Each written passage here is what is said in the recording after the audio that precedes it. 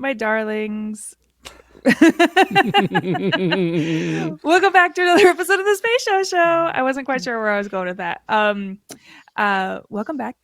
This is a very fun episode we have for you today. If you're new here, I can't imagine you are, but this is a very fun show where we talk about Star Trek. I've never seen Star Trek, and everybody else has. So right now, we are in the middle of Star Trek: The Next Generation. I am your host, Lieutenant Commander Rebecca Frost, joined by Admiral Kerry Jackson, Commander Robert Neal, and Bobo, son of Mach. Glory to you and your waffles. We have some interesting episodes to talk about today, which include these season 5 episodes: the game Unification parts 1 and 2, A Matter of Time, and New Ground. And you guys are never going to believe how I feel about A New Ground. So stay tuned. All right. But in the meantime, the game. Wesley Crusher returns to the Enterprise on vacation from the Academy, only to discover a mysterious alien game infiltrating and controlling the crew. Okay, so here's the thing about this episode. Barely going to talk about it, because what is there to say except Riker goes to Risa again, brings back something from Risa again. I can only assume. Well, Space crabs. Well, and what's so Riker's funny gonna Riker. is he has to essentially make the rounds and tell everybody, listen, I brought something back from Risa. Ooh, no thank you. Do not. Go see Dr. Crusher. Go get a shot. It'll be fine. Yeah. So essentially, no, it's a thing. I don't want to see that either. No. Riker picks up not an STI, but a Google Glass game where you put a ball in a tube, and apparently you love it. And he slowly but surely gives it to everybody else, but it's evil, of course. And so it's Game Boy addiction. It's Game Boy addiction. It's Wordle in 2020. And so they... So mad at Wordle right now. I haven't done today's. Was today's hard? When you start with 3 of the 5 letters on your very first guess and still fail. Oh, no. Ooh. No. Edict no the other day. That got me. No glory to me or my house. But... So Riker gives everybody the magical Google Glass STI, except for Data, because whatever is infesting their brain knows that Data's going to be well aware. It taps into the pleasure center of your brain. It gives you like an orgasmic kind of rush if you get the ball in the cup. Yeah. So that's not going to work on Data. That's no good. No pleasure centers for our friend Data. Hold on, but we had Naked Now. Naked Then, whichever one it was in season 1, he had some stimulated pleasure centers then. Just saying. Okay, but do we know that he enjoyed it? I did. There's no evidence. And we know in First Contact there's a way to activate those bad boys. That's not yet. Oh boy. That's why it's called First Contact, Rebecca. No. Wow. So we'll get there. While Riker is spreading his Google Glass STI aboard all across the Enterprise, our friend Wesley Crusher returns, and I gotta tell you, so happy to see him come back. I was so pleasantly surprised. He beams aboard the Enterprise. Nobody's there to greet him. So sad. And he's actually like, I was kind of hoping there would be more people here to greet me. You got Chief O'Brien. What more do you really need? Chief O'Brien. But then he's escorted to a surprise party where everyone is so happy to see him. I got to tell you, my heart grew 3 sizes that day. I love to see it. But not only does Wesley get a fun surprise party, he meets a girl. Not just any girl, but not a Judd. Just yes. any girl. Ashley Judd, Miss Ensign Robin Leffler, and I love her. She and Wesley. I'm so sorry. She and Wesley are just so great together. They love their dynamic. Together, they are the two that figure out that the Google Glass is bad, and they find a way to essentially fix it. And then we never, ever see her again. I'm devastated. Is that true? She never comes back? She never comes back. Not in canon. It was rumored that she was going to be in I think Nemesis during the wedding, but Yes. it never actually happened. And then she is, I believe, in the Peter David books, Carrie. Could be. Let's see. Yeah, she was briefly in Darmok, and then she's in this episode. Yeah. And then she's on the Excalibur, I think. She was ranked as the 71st most important character of Star Trek within the universe. Of all time? Here it is. Peter David utilized the character Robin Leffler in the New Frontier books. Yeah. And those are great books, and I've told you to read them because they're wonderful. Very hard to find now. Yes. Dang it. Unless you go to your local public library. I've only got a couple.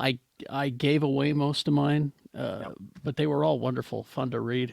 But we know why Robin's gone, because her movie career took off. Yeah, that's it. Mm-hmm. Exactly. But yeah. Oh no. Oh no. The game got her. She put the ball in the cup. She did it. Oh gosh, so sorry. I don't know why my internet's been acting so weird. Can you see me? Can you hear me? Yeah. We Yes. just thought you put the Fantastic. ball in the cup and everything was over. And wow. I see what the hubbub is about. Wesley fixed Data, and then Data came in, turned off the lights, and shined a flashlight at everybody and fixed it. And do you think Riker got in trouble for this? Well, No. considering the woman that gave him the glass was the same woman that they met in the middle of deep space, who said, "Take this to all the space stations." Mm-hmm. Yeah. Well, because see, it became a mind control device also. Yeah. Not just stimulating the pleasure center, but it Just became like mind Facebook. control. Exactly. Just Well, like Facebook. I was going to make the comparison that maybe, like social medias, you begin to see things, and as we pointed out on the show this weekend, anger and hatred stimulates that dopamine quicker than any emotion. So you hate like things, and Always remember, the dark side is not stronger. It's Exactly. just faster. and then it changes you, and it would make you even overthrow your own government. I mean, take over your own starship. Whoa, okay, whoa. Wow. We're good. So, sorry. It's But not no, it's not a good episode. we are doomed to repeat history. We're doomed to repeat, and Star Trek even predicted all of this. I have no real trivia for this episode, except it's Ashley Judd's first on-screen kiss. Isn't that Aw. nice? She had to kiss Oh. Fish Boy. He's yeah. fine. I think she could have done better, but anyway. Yeah. Anyway, let's move on. We got two pretty big episodes in this group of episodes. First up is Unification Part 1. Picard and Data follow Spock into Romulan space on Did a you scream and dangerous then die mission. and then scream again and then die again? Well, so I put together these Yeah, outlines while I'm watching the episodes, Oh. and so Spock. Well, what's so funny, the way my brain works, it said Spock, and I was like, "Oh, Sarek is coming back," and it didn't even think about Leonard Nimoy, because I view Spock as like a surname. So Sarek Spock, I was like, "Oh, so Sarek Spock is returning," but no. What a pleasant surprise at the end of the episode. So essentially, the Enterprise is on a current mission, and they are said, "Hey, don't do that anymore." Admiral Brackett is now charged them with investigating the disappearance and possible defection to the ever-scheming Romulans of dying Federation Ambassador Sarek's son Spock. Spock didn't say goodbye to his parents, but took all of his personal belongings after a public row with Sarek over the Cardassian War. Perrin says that Spock's departure was organized and deliberate, and Sarek and Spock's relationship was strained, and Perrin, Sarek's current wife, told Spock that Sarek was offended by Spock's public criticism of his position on the Cardassian War. Also, while this is going on, Picard also gets reports of metal fragments recovered from a Ferengi spaceship that look like they're Vulcan in origin.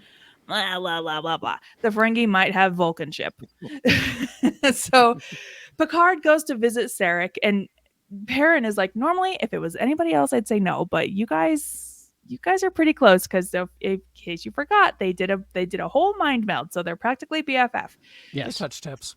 They touch the tips. So Picard realizes that the key must be Romulan Senator Pardek, with whom Spock maintained years-long personal contacts against Sarek's will. Sarek will not accept that Spock has defected, and Sarek agrees that Spock might have gone to Romulus to visit with Pardek. Pardek is considered a radical in Romulus, as he has always advocated for peace throughout his career. Pardek has been a senator for 9 decades and has sponsored many reforms in Romulan society, and he leads the Crofton Segment District on Romulus and blah, blah, blah. Meanwhile, Klingons, don't forget, we also got Klingons. Gowron is writing out of the history that the Federation helped in the Civil War, of the Klingon Civil War. Gowron claims that it was his courage that ended the Civil War, taking credit away from Picard. Picard is like, bro, come on. He's like, Chadich, please. And it's also at this point, you really realize Picard has inextricably woven himself into so many different cultures and races. How cool, how anthropological of him. That's what It's just it's fun to see. So Picard goes to Gowron and he's like, listen, I need a cloak ship because I gotta go to the neutral zone. And Picard sends a message that if Gowron is not willing to provide a ship, then Picard and the Federation might align with others on the Klingon High Council for the same. Gowron provides a ship, although reluctantly, piloted by Captain Kivada, played by Stephen Root. So I saw Stephen Root's name in the opening credits. I was like, oh, how fun. And I spent the whole goddamn episode looking for Ensign Stephen Root. I'm like, why isn't Stephen Root on the bridge? Where's his stapler? I cannot see this man. No, he's in full Klingon garb, and I did not recognize him. I believe you have my batleth. It's red. It's red. It's exclusive. If somebody doesn't put this back right now, I'm going to burn this whole Somebody empire down. Turn down that Klingon opera. You can dodge a wrench. You can dodge a batleth. In 35 years, he's going to train his new Klingon disciple, Barry. So, Kivada offers Picard Spartan quarters and no special concessions on the ship. Picard brings Data with him for the mission, and Picard and Data are prepared to impersonate Romulans on Romulus. There's a scene where Picard and Data are in the quarters where... Can you imagine looking up and seeing that? So first of all, there's only one bed. My favorite fanfic trope. Oh no, one bed. What are they gonna do? But then also Data's like, hey, I don't need to sleep. I'll just stand here. And Picard goes to lay down. What do we have here? We have Data as a Romulan action figure that was big chunky sleeves. Yep. Big chunky sleeves, big square shoulder pads. He was a big fan of Talking Heads. What do you expect? Yeah. Sure. Yeah. And then there's Picard as a Romulan action figure that we got. Same body. I gotta say, I did not care for it. I was not a fan of them dressed up as Romulans. Yeah. But Picard tries to go to sleep in the single bed. Data just stands there, and Picard is like, what are you doing? And Data's like, I'm not doing anything. I'm just processing information. And Picard's like, okay. And so tries to go back to sleep, but Data just stands there staring at Picard. That's how Kerry and I used to travel. Exactly. He'd wake up with me just like, I'm processing information. I'm just processing information. God. I'm just wasting away on Margaritaville, Kerry. Meanwhile, Riker and Troy examine the disappearance of the Vulcan ship that we had kind of mentioned earlier. Blah blah blah. So there's a surplus depot at Kalor 2 that is operated by the species Zakdorn. Klim Dokachin. It's like a backwater. There's a lot of this. He's the quartermaster. And he's like one of the guys that George Lucas's kid named in the prequels. Yeah, he's a Glupshido of the Star Trek universe. That's Zeb Necktie. Yeah. And he is just... It's like, Robert, correct me if I'm wrong, like working with the IT group. Yeah, the ones who name servers, you're just like, what? He was giving me big IT vibes. And so he asks Riker to schedule an appointment before he will even consider helping them. And he meets up with Riker and Deanna, and he's like, you're good looking. I'm more likely to interact with you. Okay, so they find more information about the Vulcan ship, whatever. It doesn't, honestly, I don't care about that plot line. So meanwhile, Picard gets word that Sarek has died, and the Romulans, led by their pro-consul Neral, has already had information on Picard's arrival to their planet. Neral informs Pardek of Picard's impending arrival and asks him to report to the security agencies if Picard tries to make contact. And this guy, pro-consul Neral, just looking at him, he looks like he would have an office on the Death Star. Looks like he's everyone's number one most hated coworker. It's because he has the type of face where he seems to suck his lips in. Yes. And his smarmy attitude. He's smarmy. He's so smarmy. So anyway, Picard and Data beam down onto Romulus. They locate Pardek, who also identifies Picard and brings him and Data to a secret location for a meeting. And to be continued, Spock arrives, and our friend Leonard Nimoy graces us on the screen. And we wait 2 weeks or however long it took for the next episode to air. It was just a week. This wasn't a finale. We were so lucky. Yeah, it's kind of crazy how it just kind of was in the middle of season 5. Yeah, but they did, this episode in particular was very painful because we realized that Vulcans may live several hundred years, but they go from being like in the prime of their health, and then they age at the same rate as humans, as we see through all the motion pictures, and then they stay 90 for another 100 years. Yeah, and watching, because we see Sarek for one last time, and he is in the grips of old age emotional turmoil, and very sad to watch. But we had that episode previously where we experienced Sarek's descent into dementia, which was also very sad. I'll save trivia for both parts 1 and 2 for the end after we talk about Unification Part 2, where on Romulus, Picard finds Spock as well as an underground peace movement, a double agent, a bold ulterior motive against the Federation, and a familiar adversary. This episode had another friendly face. Gorm the Packlid. So Picard is found on Romulus by Senator Pardek, who brings him to Ambassador Spock, and Spock explains that his secret cowboy diplomacy is about the off chance of a Vulcan-Romulan reunification thanks to an old, recently significantly grown, philosophically friendly Romulan underground party, which includes the rising new pro-consul Neral, remember the man who we said was everyone's number one most hated coworker. They dropped the phrase cowboy diplomacy 5 times. And so I had to look it up because I was like, this cannot be a real phrase. Cowboy diplomacy is a term used by critics to describe the resolution of international conflicts through brash risk-taking, intimidation, military deployment, or a combination of such tactics. It is criticized as stemming from an overly simple, dichotomous worldview. Overtly provocative phraseology typically centralizes this message. Whatever. The fact that they dropped it like 5 times was insane. Doesn't Spock at some point make reference about the cowboy diplomacy? Yes, he does. An old friend taught me. You know? Yeah, because there's an old Vulcan saying, only Nixon can go to China. And that's why Kirk goes to Kronos. Yes. So Spock says that this is a personal mission for him, and he didn't want to endanger anyone else's life, and hence he didn't inform the Federation about it. And if there's one thing we know about Spock, dang, he's such a rogue at this kind of stuff. He just does this. He learned from the best. He did learn from the best. Yep. Neral claimed in a secret meeting with Spock and Pardek that the Romulan Senate itself can no longer resist the people's outcry for peace, but it is actually in league with Romulan leader Sayla, our best friend Sayla. Yep. Picard is still doubtful that a Romulan proconsul would support reunification publicly. He suspects a missing link, and Spock says that even if this is a Romulan trap, it is in everyone's best interest to uncover it quickly. Data wants Stephen Root and his ship to maintain orbit a little bit longer until Picard returns.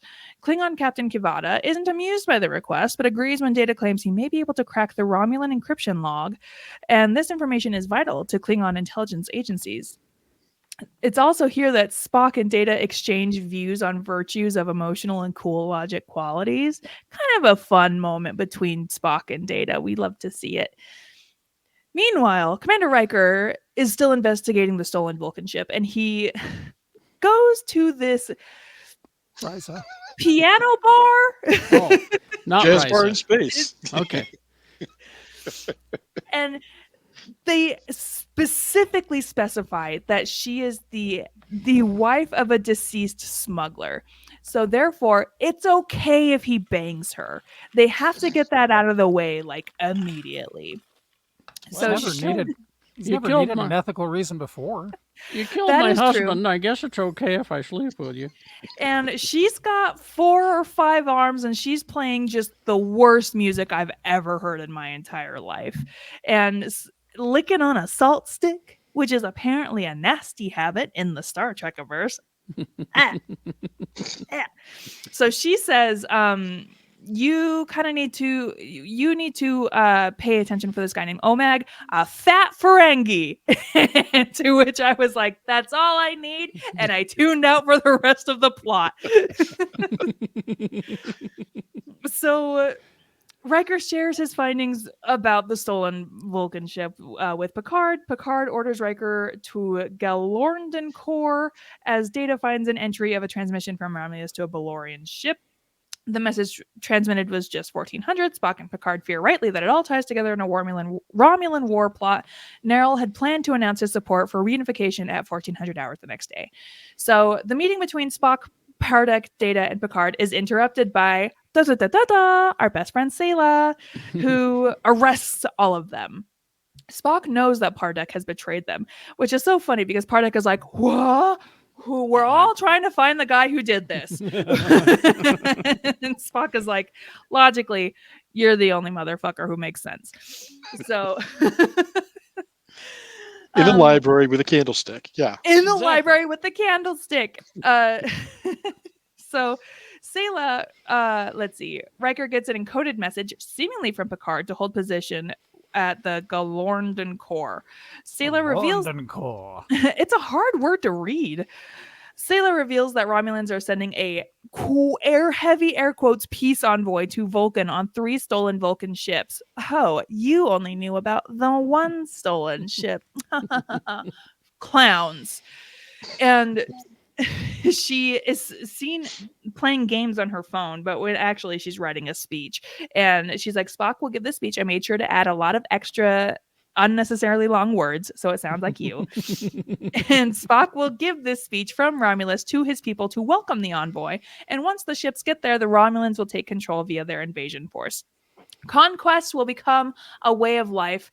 Spock refuses to read the speech, and Sayla's like, that's fine. I made a hologram. And then we get, like hologram Tupac, hologram Spock. Deep fake.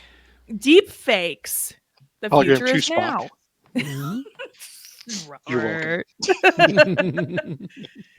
The Enterprise picks the 3 Vulcan ships crossing the neutral zone. Riker sets a course to intercept, ignoring his orders, as we know Riker to do. Worf is like, hey, the captain said not to do that. And Riker's like, doy, have we met before?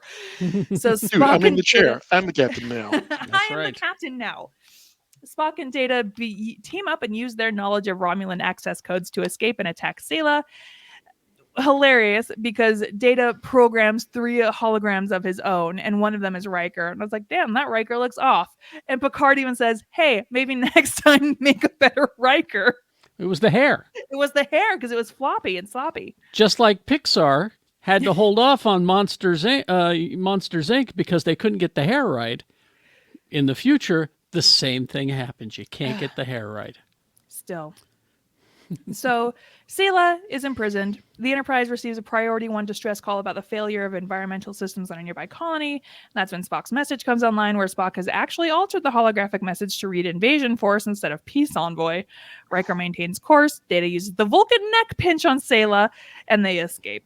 Before the Enterprise can intercept the Vulcan ships, a Romulan warbird destroys them. They destroyed their own invasion force of 2,000 Romulan troops. Picard and Data beam aboard the Klingon ship while Spock stays behind to continue his work. Before leaving, Picard allows Spock to mind meld with him since he never got a chance to do that with Sarek. And it's very touching, pun intended. So much. So much. Kind of interesting. I'm still, unfortunately, waiting for the day where I care about a Romulan plot line. Well, and I mean, at the end of Undiscovered Country, he references that. Of course, I was involved with the Kittimer Accord. He mentions that in this episode, and Spock's whole uniting Romulus and Vulcan thing is going to play out from here 30 years of Star Trek for many years. Yes, in two timelines. In two timelines. Correct. So let me share with you the trivia I have put together for these two episodes. So Unification Part 1. Since this episode was broadcast in November 1991, the month before the release of Star Trek VI, The Undiscovered Country, it could be considered promotion for the motion picture. Spock's dialogue mentioning the movie's overtures of peace with the Klingons and the incident at Kittimer, but not the outcomes of either, would support this. This episode also actually foreshadows both of Spock's subsequent appearances. He makes references to his actions in Star Trek VI, which was released a month later. Mm-hmm. In the present story, he is working on behalf of the Romulans to reconcile them with the Vulcans. His continuing advocacy for the Romulans leads him into conflict with Nero, Eric Bana, leading into the events of Star Trek from 2009. There is a comic book miniseries leading up to the events of that film that show that Spock and Nero's relationship was concurrent with Jean-Luc Picard and his crew's tenure aboard the Enterprise. Mm-hmm. Crazy. And that's all canon. That's absolutely insane. So also, Leonard Nimoy had not previously appeared on Next Generation because he had set his asking price for such an appearance at $1 million. Get that cheddar. Far beyond the budget of the series. So, however, since this episode was in some ways a teaser for the upcoming Star Trek VI, on which Nimoy was an executive producer and entitled to a percentage of the profits of that film, he agreed to appear in this two-part story for the standard SAG pay. And also, according to Cliff Bole, Leonard Nimoy originally wanted his son Adam to direct Unification, but this fell through. So he's called in as director. Cliff Bole was the director. Called in despite it not fitting into his usual 4-episode rotation. But in Unification Part 2, Malachi Throne, who played Senator Pardek, was also with Leonard Nimoy during his first Star Trek pilot in 1966, The Cage, as the voice of the Telosian Keeper. He also played Commodore Jose Mendez in The Menagerie Part 1 and The Menagerie Part 2. Mm-hmm. What a fun reunion, everybody. Yeah, like I said, I wish I just cared about a Romulan plotline. Well, this, like I said, like we said, this ties into not just this timeline, but there's some stuff coming well down the road. Yeah, like way down the road. But there's also some interesting things that they do in this episode where you hear about the Cardassian War, which we will get into in the next show, the next series, basically. And, you know, Sarek, his legacy and tenure as an ambassador is kind of mirrored in Spock also further down the road. So I mean there's a lot of breadcrumbs that at this time may not have been exactly intentional, but laid some groundwork for some amazing Star Trek down the road. It really sets Spock's course from here. Yeah. I'm amazed you didn't lose your mind more about Malachi Throne, Kerry. What, you mean false face? Yes, we're all trying to find the guy who did this. That's how far back I go with Malachi Throne. He was also, let's see, I just skimmed his IMDb credits. He is the voice of God on Animaniacs anytime there was a need for God. And he was the narrator on every episode of Lancelot Link. Secret Chimp. Yeah. Again, am I having a stroke? I have no idea what you guys are saying. There's words coming out that don't make sense. Malachi Throne was the very first Batman 66 Adam West villain. He was the first one, but he didn't take credit for it. Who was he? He was Falseface was the character's name. Okay. Because they found Two-Face too frightening for kids. Yeah, and he was so embarrassed by it that he didn't put his name on it, Malachi Throne. He went as a different name, fake name. A little piece of Geek Show history. There was a period of time very early on in the show where anytime I played an old flamboyant Hollywood producer, I was Malachi Throne. Malachi Throne.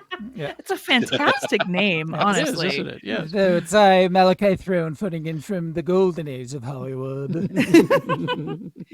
Well, let's move on to these next 2 episodes. Wild episodes, in my opinion. A Matter of Time. Reaching Panthara 4 after an asteroid wreaks havoc of catastrophic proportions, the Enterprise crew deals with trying to save the planet as well as deal with someone who claims to be a historian from the future. Again, security. Again, just Riker brings these games on, no big deal. This guy just, they let him in. Come on in. Worf, what are you doing? What could possibly go wrong? It's just a game.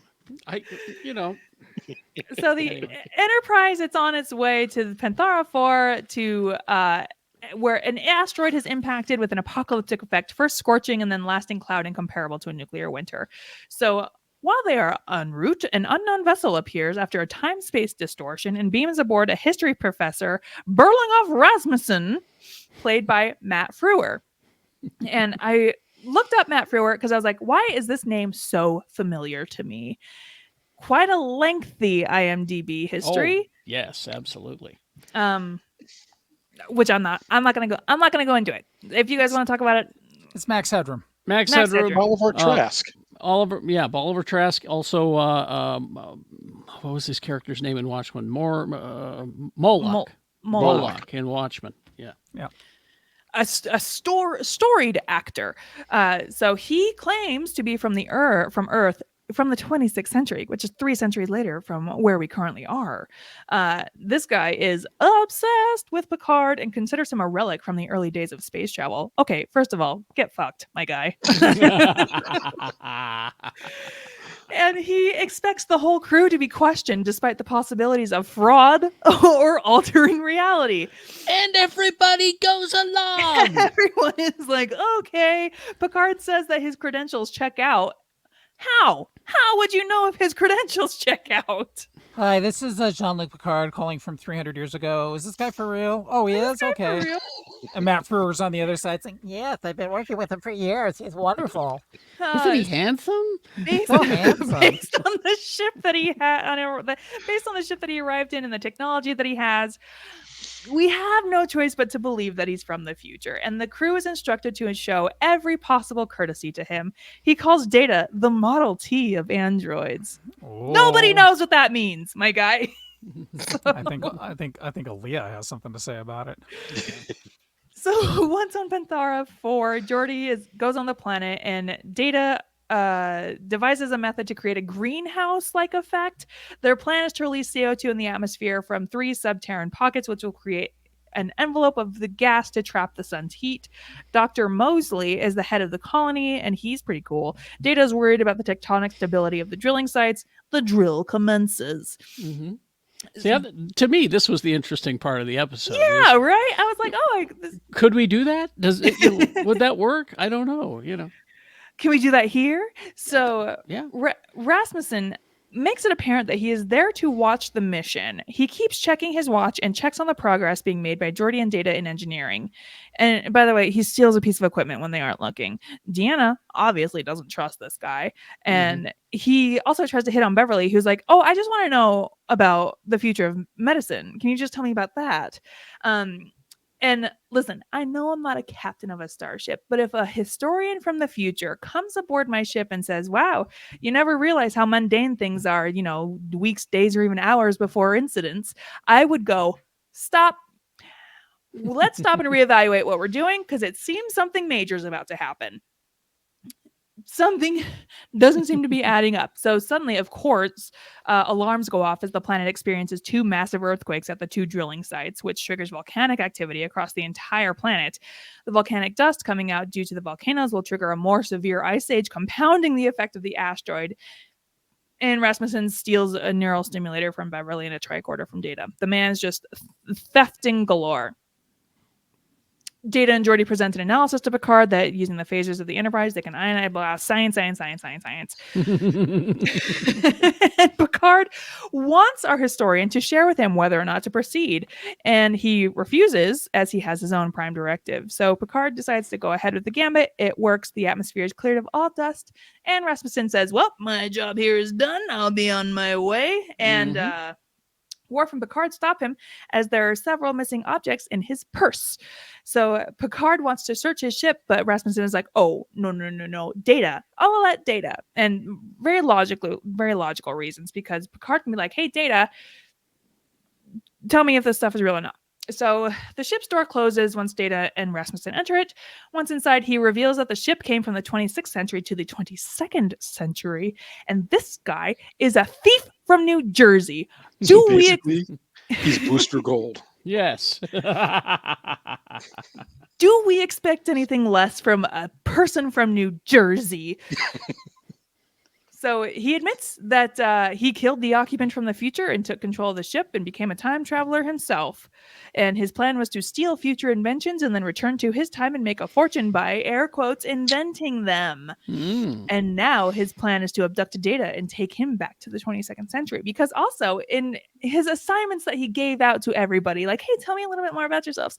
There are a lot of questions about Data's schematics and how Data happens to work. Data is like, okay, and Rasmussen holds a phaser at him and says, this is set to stun. And Data's like, I don't think so. That motherfucker's not charged. And Data forces him out of the ship, and he also removes all the future items that he had stolen. The ship returns to the 26th century at a predetermined time, but Picard keeps Rasmussen and sends him off to the brig on a star base.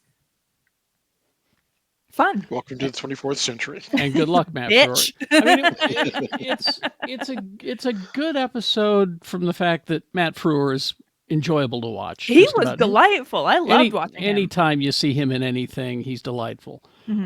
So there's that. And it was, a nice little mystery kind of a thing. Not an important episode necessarily, but, kind of fun. Like, truthfully, I was fully on board with the historian plotline. And then when they added that little twist at the end, I did have a thought of, I don't know that was totally necessary. I kind of like the plotline as it was with just the historian, but then we had to make him evil, of course. I think the only hard time I had with it is that Matt Frewer hadn't learned how to not be Matt Frewer yet. Yeah. Oh, yeah. So he was so very Matt Frewer, and he only had a real couple of solid acting credits under him at that point. So, Max Headroom? Yeah. And a few years later, they had the Stand miniseries in the early 90s, and he was really quite good as the trash can man. And he was still very Matt Frewer, but kind of scary. And so by the time you get to Orphan Black, where he's playing this old Russian dude, he's a solid actor at that point. But for this episode, watching it back, last week, I'm just going, yeah, he's very much. It's very early days. And there's rumors going around that it was supposed to be it was a part that was supposedly written for Robin Williams, but he wasn't available. So it's like, yes, yeah. The trivia I have. So Robin Williams, who was a longtime original series fan, had to opt out of the role because he was playing Peter Pan in Hook. Oh, he should have done Trek instead. Yeah, Hook is fantastic. If you were 3 when it came out. I was 2 when it came out. I'm on your side, Rebecca. Thank you. I'm on your side here. Thank you. No, I'm glad it was there for you. But also, somebody else who was on the short list to play Rasmussen, Tom Baker of Doctor Who fame. That could have been fun. Much fun. That could have been pretty fun. Well, the idea that he's a time traveler, so tongue-in-cheek and fun for everyone. A little cheeky. We love when Star Trek's a little cheeky. Yeah. But let's move on to... Cannot wait to talk about this because I know Lee has opinions. New ground. Geordi can barely curtail his enthusiasm at being able to test out a new theory of transportation as Worf's mother boards the Enterprise with his son and news that Worf's earthly parents can no longer care for him. So... I'm sorry, Worf. He's at that awkward age. I can't stand it anymore. Can't deal with him. I can't handle him. I want to travel with your father. We can't do that with this bratty kid. We can't keep up. Every time I turn around, he's just stroking his batleth. Oh, it's terrible. All right, so the Enterprise is on their way to assist in testing of a new propulsion method of soliton waves. And Geordi is excited. He's like, can you imagine? Like, we would no longer have to deal with this terrible warp drive that's always breaking on us. And essentially, it's like, I imagine this is how the Silver Surfer gets around. There's like a soliton wave, and then you just ride it like a surfboard. Mm-hmm. So meanwhile, while that's going on, they're on their way to test it. Meanwhile, Helena, Worf's mother, adoptive mother, notices that he's going to be in the area and is like, oh, hey, can I come by for a visit? And he's like, sure, whatever. And she brings Alexander with her. And she's like, okay, listen, real talk. Your father and I, we cannot care for this boy. We thought it would be fun to fill the house with children's laughter again, but this kid is a bit much for us, and we are old now. So he's gonna have to stay here with you. And Worf is like, no, thank you. And I would thank you for the short notice, Mom, sarcastically, but I realize I did the same to you a few episodes back. Mm-hmm. Alexander, I'm now changing your name to Cockblock. And so Alexander is now on the Enterprise with Worf, and Worf soon finds the burdens of parental duties cumbersome. Worf realizes he doesn't even know his birthday, and he is interrupted at work every few minutes with issues originating due to Alexander on the ship. So he takes Alexander to go meet with the teacher, Ms. Kyle, and I do not like her. I don't like her attitude.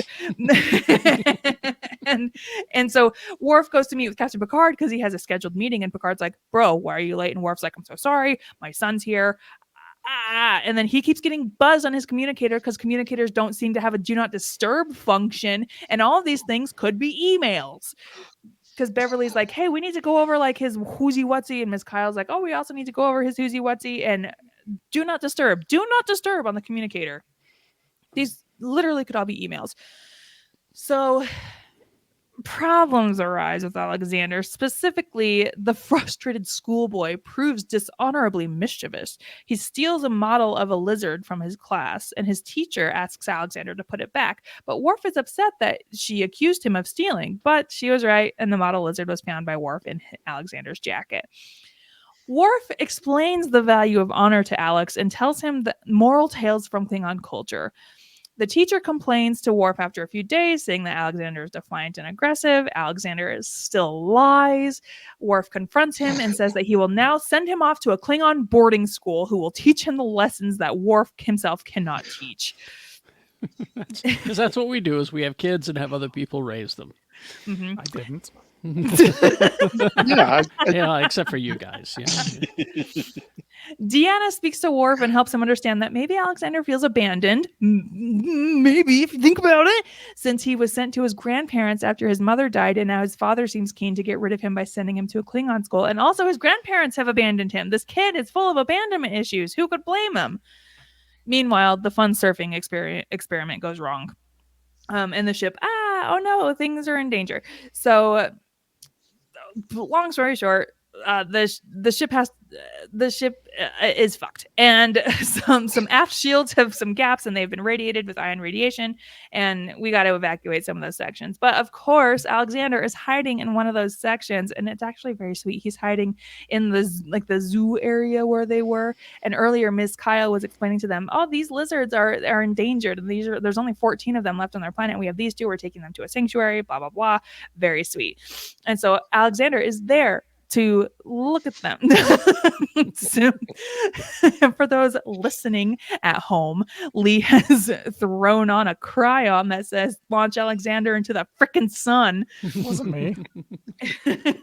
So Alexander was in the lab, and the computer warns the bridge of him being in danger. So Picard cannot allow the colony to be destroyed and has limited time to execute. He gives Worf and Riker 3 minutes to save Alexander, and if you time it, it is actually 3 minutes. Worf and Riker find Alex pinned under some rubble, and like a mother lifting a car off a baby, Worf saves his son and takes him out. And then this is the thing that solidified Alex to me. Alex is like, we cannot leave the lizards. And Riker is like, are you fucking serious? And Alexander's like, get the lizards! And Riker gets the lizards. Riker's like, ass, gas, or grass. Riker gets the lizards. Alex is saved. Everything's fine. And Worf decides to let Alexander stay. Worf decides to parent as he should. And so here's the thing about this episode. I absolutely feel in my heart for Alexander. The kid is troubled and he just needs a loving home. And Lee, I see the face you're making. It's my happy. I agree with everything you're saying, face. But we also this also lays some groundwork for Alexander in comics, because there's a bunch of stuff that he's gone through that everything he said about his abandonment issues, not feeling in the right place, all of that is coming to a head in current comics with Alexander, looking for a father figure, and and it's actually really well done the way that they're explaining his story. I have a really sad admission to make here. I don't hate Alexander because of Alexander. I don't hate Alexander because of the way he's written or acted. I hate Alexander because he's literally a metaphor for every Gen X kid that was dumped on somebody else by their shitty boomer parents, i.e. Worf. So, I was gonna say, are you mad at Alex because he's poorly written, or are you mad at Alex because you see yourself in him? Oh no, well at that point, no, I didn't. But I mean, it's like a very interesting dichotomy that comes about because boomers basically had starter kids and then got married and had their real families. And so Alexander's very much every Gen X kid that was just like, oh, hey, not really. I don't want to do this. I'm going to go marry this lady over here because she's got solid prospects. And I'll see you every couple of months, asshole. So, and listen, I'm not a parent. I have no plans to be a parent. I think I am allowed to have some parenting opinions and how we should act around children. And every interaction that I saw between Alex and Worf, and then, Worf and his teachers, I was like, not how I would choose to approach things. Why aren't we approaching things from a place of love and understanding? And I understand this is the 90s. The Klingon way. Klingon. Yeah. Klingon and the 90s. And Worf is absolutely not equipped to handle this. And so I don't know how frequently we see Alex in future episodes, but I am actually very curious to see how Worf adapts to fatherhood. And I don't know if that's so well. Does he? Or are you being sarcastic? Yeah.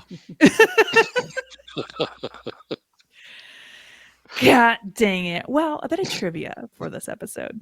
All right. During production, a writer from American Cinematographer magazine, how can I get a subscription, by the way, visited the set to profile cinematographer Marvin V. Rush, who revealed several tricks of the trade he developed for shooting Next Generation. For example, he developed a special eye light nicknamed the Worf light to make sure that Michael Dorn's eyes were visible under his prosthetic makeup. Rush also described the bridge set as a cameraman's nightmare. All of the reflective surfaces made it extremely difficult to place lights and equipment without them being visible on screen. Thought that was kind of interesting, and I would love to get a subscription to American Cinematographer if it still exists. Go to the library and see. Mm-hmm. It appears to be done. Damn it! But, like MTV News. Did you hear about MTV News? Well, the entire MTV website was pretty much dark. Yeah. Died with Loader. It's because Loader's still alive. No, he's dead. But so dead. But you can, again, that's your enemy Paramount Plus that did that. Oh yeah, fuck those guys. Yeah. Redstones can burn. They said, oh, look at the money that we're spending on. It's not that much. Look at the money that we're spending on. When we get to Discovery, Rebecca, I think you're going to be so excited because they built that bridge specifically in ways that allow them to like pop cameras in interesting places. Like they get some amazing shots on the bridge. Oh, yeah. I think learning the lessons they learned from Next Gen. I think even by the time we get to DS9, a lot of those lessons have brought forth some fruit. But the whole set of Discovery is it's like almost a cinematographer's dream because everything is photographable and shootable. Right? Oh, it's amazing. Does DS9 have a bridge?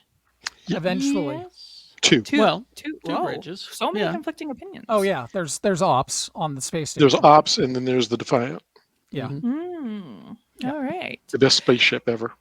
Yeah, tough little ship. Little. So what do we think about this batch of episodes? Best episodes ever, or okay? Unification, like I said, I love Unification for what it does, for what it did for Spock's story, and how it triggered things that we didn't expect down the road.